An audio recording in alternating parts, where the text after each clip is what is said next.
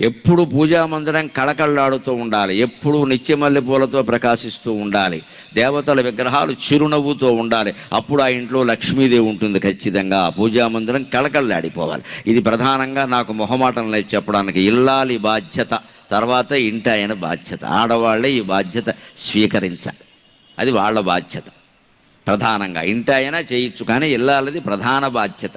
దేవుళ్ళు కూడా ఆడాళ్ళు కాస్త తొందరగా అక్కడ చేసి అన్నీ తీస్తే పలుకుతారమ్మా. వాళ్ళకు కూడా ఓ సరదా ఉంది, తల్లి భావన. మన సంప్రదాయంలో చెబుతారు, మొక్కలు తొందరగా ఎదగాలంటే మగాళ్ళు కాదు, ఆడాళ్ళు నీళ్లు పోయాలి. స్త్రీ స్పరిశలో అంత గొప్పతనం ఉంది. అందుకని పిల్లల్ని పెంచడం, పూజలు పురస్కారాల్లో ఎక్కువగా పాల్గొనడం, స్త్రీలు ఉంటే అవి తొందరగా ఫలిస్తాయి. అందుకే నోములు వ్రతాలు అన్నీ స్త్రీలకు చెప్పారు ప్రత్యేకంగా. సున్నితమైన హృదయం, భావోద్వేగం, భావబంధం ఉంటుంది, చక్కగా భక్తిగా చేస్తారు.